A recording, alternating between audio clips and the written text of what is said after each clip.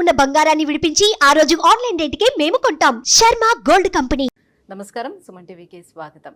October మాసం ద్వాదశ రాశుల వారికి జాతకరీత్యా ఏ రకంగా ఉండబోతుంది, నవగ్రహాల సంచారం ద్వాదశ రాశుల్లోని ఏ రకంగా జరుగుతుంది, దానివల్ల ఎలాంటి ఫలితాలు ఉంటాయి, అలాగే ఎటువంటి పరిహారాలను పాటించుకోవాలి, ఈ అంశాలను తెలియజేసేందుకు మనతో పాటు ఉన్నారు ప్రముఖ జ్యోతిష్య శాస్త్ర పండితులు, జ్యోతిష్య రత్న, జ్యోతిష్య చక్ర వైభవ నిపుణ డాక్టర్ రాళ్లపల్లి రవికుమార్ గారు.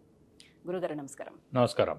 గురుగారు, మొదటగా ద్వాదశ రాశుల్లో నవగ్రహాల సంచారం ఎలా ఉందో తెలియజేస్తారా? శరదిందు సమాకారే పరబ్రహ్మ స్వరూపిణి వాసరాపీఠ నిలయే సరస్వతి నమస్తుతే. సుమన్ టీవీ ప్రేక్షకులకు నమస్కారం. ముందుగా ఈ అక్టోబర్ నెలలో ద్వాదశ రాశుల్లో నవగ్రహాలు ఎక్కడెక్కడ ఉన్నాయో ఇప్పుడు మనం తెలుసుకుందాం. ముందుగా రవి వచ్చి మనకి తులారాశిలో ఉన్నారు, అలాగే కుజుడు మనకి మిథున రాశిలో ఉన్నారు, అలాగే గురువు మనకి వృషభ రాశిలో ఉన్నారు, శని మనకి స్వస్థానమైన కుంభరాశిలో ఉన్నారు, అలాగే బుధుడు వచ్చి మనకి తులారాశిలో ఉన్నారు, అలాగే కేతు మనకి కన్యారాశిలో ఉన్నారు, అలాగే శుక్రుడు వచ్చేసి మనకి వృశ్చిక రాశిలో ఉన్నారు. ఈ నవగ్రహాల సంచారం అంతా కూడా మనకి ఈ అక్టోబర్ నెలలో ఇలా కొనసాగుతాయని చెప్పు. గురువుగారు, అయితే ఈ ద్వాదశ రాశుల్లో సంచరిస్తున్నటువంటి ఈ నవగ్రహాల సంచారం ప్రకారం మేషరాశి వారికి అక్టోబర్ మాసం ఎలా ఉండబోతుంది? తప్పకుండా.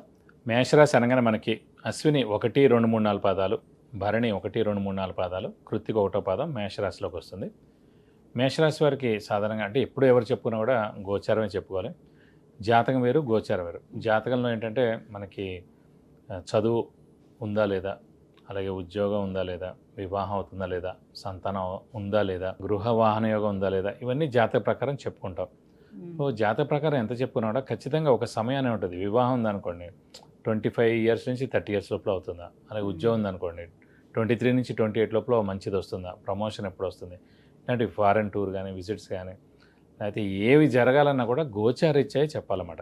అక్కడ జాతకంలో ఎంత బాగున్నా కూడా మహర్దశ అంతర్దశ అక్కడ మ్యాచ్ అవ్వాలి.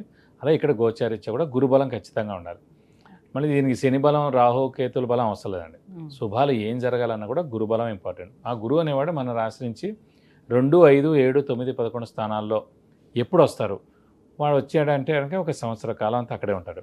కాబట్టి ఆ సంవత్సర కాలంలో ఎప్పుడైనా సరే మనం అనుకున్న ఉన్నత విద్య కానీ, ఉద్యోగం కానివ్వండి, ప్రమోషన్ కానివ్వండి, ఫారెన్ టూర్ కానీ, విజిట్ కానీ, అలాగే వ్యాపారం స్టార్ట్ చేయాలని కానీ, గృహం కానీ, వాహనం కానీ, సంతానం కానీ, ఇవన్నీ కూడా చెప్పుకుంటామండి. కాబట్టి మెయిన్ ముఖ్యంగా చూసుకోవాల్సింది గోచారం. ఇప్పుడు ముందుగా మనం మేషరాశి గురించి అనుకుంటాం కాబట్టి మేషరాశి వారికి ముఖ్యంగా గోచారీత్యా గురుబలం అనేది నెక్స్ట్ ఏడాది ఏప్రిల్ దాకా సంవత్సరం కాలం పాటు కూడా మనకి గురు ద్వితీయ స్థానంలో చాలా బాగున్నాడు. సో ద్వితీయ స్థానం అంటే ఏంటి? కుటుంబ స్థానం, వాక్స్థానం, ధనస్థానం, నేత్రస్థానం. సో కుటుంబం ఏర్పడుతుంది అంటే వివాహం అవడం అనమాట. సో అలాగే నేత్రస్థానం అంటే నేత్రం అంటే కళ్ళు ప్లస్ ఆరోగ్యం చాలా బాగుంటుందని. అలాగే ధనస్థానం అయింది. ధనస్థానం అంటే ధనానికి ఏ ఇబ్బంది లేకుండా ఉంటుంది. కొంతమంది అనుకుంటూ ఉండొచ్చు అదేంటి ప్రతిసారి మేషరాశి వారు చాలా బాగుంది. ఇప్పుడు ఎంత బాగుందని కూడా ఫస్ట్ ఆఫ్ ఆల్ మనం హార్డ్ వర్క్ చేయాలండి, బాగా చదువుకోవాలి. ఇప్పుడు బాగా చదువుకుంటేనే మంచి ఉద్యోగం వస్తుంది. ఈ రోజులో ఇంకా పిహెచ్డీ చేసిన వాళ్ళు కూడా ఉద్యోగం లేదు, అంటే వాళ్ళు అనుకున్న ఉద్యోగం లేదు. సో దీనికి మళ్ళీ అంటే ఈ 4 గ్రహాల సంచారం కాకుండా మిగతా 3 గ్రహాలు ఏవైతే మెయిన్ ఉన్నాయో, కొన్ని గ్రహాలు 4 గ్రహాలు 5 గ్రహాలు ఉంటాయి కదా, గ్రహాలు ఇంకొక 5 గ్రహాలు ఉన్నాయి. సో ఈ 5 గ్రహాల సంచారం కూడా ఎఫెక్ట్ చూపిస్తుందా? ఈ 5 గ్రహాల ఎఫెక్ట్ ఎప్పుడు చూపిస్తుంది అంటే మామూలుగా ఏ స్థానంలో ఉన్నా పర్లేదు వాళ్ళు ఈ 12 రాశుల్లో, కానీ వాళ్ళు నీచ స్థానంలో వస్తారు చూడండి. ఉదాహరణకి ఇప్పుడు రవి నీచలో ఉంటాడు అక్టోబర్ 15 to నవంబర్ 15. సో ఈ రవి యోగకారకుడు ఎవరికి అవుతాడు? వృశ్చిక రాశి వారికి కానివ్వండి, లేదంటే ధనుసు రాశి వారికి కానివ్వండి. సో వాళ్ళకి ఎఫెక్ట్ చూపిస్తారన్నమాట. అలా ఏదైనా గ్రహం నీచలో ఉంటేనే ఈ గోచారంలో ఆ రాశుల వాళ్ళకి అది యోగకారకుడు అయినప్పుడు అప్పుడు వాళ్ళకి ఎఫెక్ట్ చూపిస్తుంది. ఆ యోగకారకుడు అనేవాడు నీచలో ఉన్నాడు అనుకోండి, ఫర్ ఎగ్జాంపుల్ కుజుడు నెక్స్ట్ మంత్ నుంచి నీచలో ఉంటాడు. సో అప్పుడు మీన రాశి వారికి కానివ్వండి, కర్కాటక రాశి వారికి కానివ్వండి, సింహరాశి వారికి కానీ చాలా ఎఫెక్ట్ ఉంటుంది. ప్రస్తుతం అక్టోబర్ 15 to నవంబర్ 15 రవి నీచలో ఉంటాడు. సో ధనుసు రాశి వారికి కానివ్వండి, వృశ్చిక రాశి వారికి కానీ వీళ్ళకి చాలా ఎఫెక్ట్ ఉంటుంది అన్నమాట. ఓన్లీ నీచలో ఉన్నప్పుడే ఇబ్బందులు ఎక్కువగా ఉంటాయి మిగతా 5 గ్రహాలు. కానీ ఈ మెయిన్ 4 గ్రహాలు గురువు, శని, రాహు, కేతువులు వీళ్ళు మటుకు మెయిన్ సంచారం. ఎందుకంటే ఏడాది పొడుగునా అదే రాశిలో ఉంటారు కాబట్టి వాళ్ళ ఎఫెక్ట్ ఎక్కువగా ఉంటుంది. వీళ్ళు కనుక నీచలో ఉంటే మటుకు ఆ ఏడాదంతా చాలా సఫర్ అవ్వాల్సి వస్తుంది. అలా ఒక రాశి నుంచి ఈ ఏవైతే ఈ గ్రహాలు నేను చెప్పిన గురు, శని, రాహు, కేతులు ఉన్నారో వాళ్ళు కనుక సరైన ప్లేస్లో లేరనుకోండి, అంటే మనకి 6, 8, 12 స్థానాలు కొన్ని ఉంటాయి, అవి దుస్థానాలు అంటారు. వాటిలో ఉంటే కనుక సరిగ్గా పనిచేయదు. లైక్ గురువు 2, 5, 7, 9, 11లో ఉంటేనే బాగా పనిచేస్తుంది. శని ఉంది అనుకోండి 3, 6, 11. అలాగే రాహు కానీ కేతు కానీ 3, 6, 11. ఈ స్థానాల్లో ఉంటే కనుక అప్పుడే పనిచేస్తాయి అవి, లేకపోతే అంత పనిచేయవు. వేరే ప్లేసెస్లో ఉన్నాయనుకోండి మంచి ఎఫెక్ట్ ఇవ్వదన్నమాట. అందుకు చాలా జాగ్రత్తగా చూసి చెప్పాలి. మెయిన్ జాతకం చాలా ఇంపార్టెంట్, అలాగే గోచారం చాలా ఇంపార్టెంట్. ఈ జాతకంలోనే దైవబలం ఉందా, దైవానుగ్రహం ఉందా, ఇవన్నీ కూడా తెలుస్తాయి. అలాగే మనం ఎప్పుడు ఇండివిజువల్ జాతకం చెప్పట్లేదు, ఓన్లీ గోచారం చెప్తున్నాం. కానీ ఆ ఇండివిజువల్ జాతకం మనం దీన్ని అన్వయించుకుని వాళ్ళు ఒక మంచి ఆస్ట్రాలజర్ దగ్గరికి వెళ్ళి నిజంగా ఏం నడుస్తుంది, వివాహ సమయం ఉందా లేదా, సంతాన సమయం ఉందా లేదా, ప్రమోషన్ అయినా వచ్చేందుకు అవకాశం ఉందా, ఫారెన్కి వెళ్ళేందుకు మంచి సమయం, ఇవన్నీ మళ్ళీ అక్కడ కనుక్కోవాలి. ఓన్లీ మనం చెప్పుకునేది గోచారం.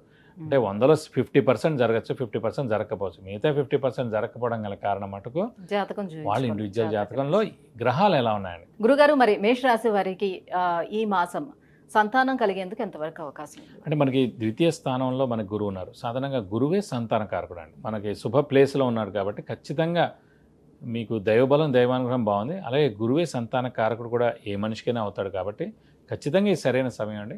మీరు ప్రయత్నిస్తే కనుక మీరు ఖచ్చితంగా ఇది సరైన సమయం కాబట్టి 100% పుట్టేందుకు అవకాశాలు ఎక్కువ ఉన్నాయి, లేదంటే కన్సీవ్ అవ్వడానికి అవకాశాలు ఎక్కువ ఉన్నాయి. ఏదైనా సరే నెక్స్ట్ ఏడాది ఏప్రిల్ మే లోపల ఖచ్చితంగా కన్సీవ్ అవ్వడం కానీ అంటే సంతానం కలగడం కానీ గ్యారంటీగా ఉంటుంది. వివాహ ప్రయత్నాలు ఫలిస్తాయంటారు? సేమ్ అదే, వీరికి కూడా ద్వితీయ స్థానంలోనే కుటుంబ స్థానం అన్నాం. కుటుంబ స్థానం అంటే ఒక కుటుంబం ఏర్పడడం అనమాట. వివాహం ద్వారా ఒక కుటుంబ వ్యవస్థ ఏర్పడుతుంది కాబట్టి ఖచ్చితంగా మీరు గట్టిగా ప్రయత్నిస్తే ఏదైనా సరే మానవ ప్రయత్నం చాలా ఇంపార్టెంట్. అంటే పట్టుదల అనేది చాలా ఉందనుకోండి, ఖచ్చితంగా అది పని అయి తీరుతుంది. అందుకే హార్డ్ వర్క్ 95% ఉండాలి. మిగతా 5% ఈ లక్ కానివ్వండి, దైవబలం కానివ్వండి, దైవానుగ్రహం.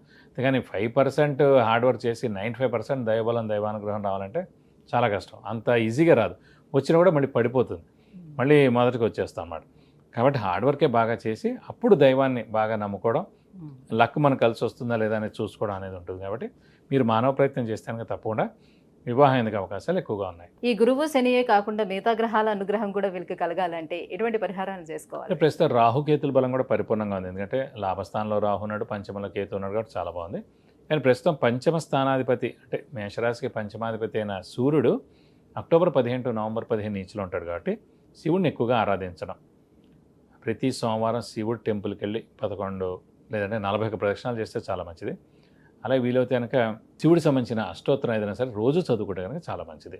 ఈ పరిహారాలు చేస్తే కనుక మీకు అన్ని విధాలా మంచి చేకూరుతుంది. విద్య, ఉద్యోగం, వివాహం, విదేశీయానం, సంతానం, ఆరోగ్యం, ఐశ్వర్యం ఇలా వీటన్నిటి గురించి తెలుసుకోవాలంటే కింద స్క్రోల్ అవుతున్నటువంటి నెంబర్లకి కాల్ చేసి లేదంటే మెసేజ్ చేసి గురువుగారి అపాయింట్మెంట్ పొందవచ్చు. గురుగారు, ఈ అక్టోబర్ మాసం మేషరాశి వారికి ఎలా ఉండబోతుంది, ఎటువంటి పరిహారాన్ని పాటించుకోవాలి, ఈ విషయాన్ని తెలియజేసినందుకు ధన్యవాదాలు. నమస్కారం.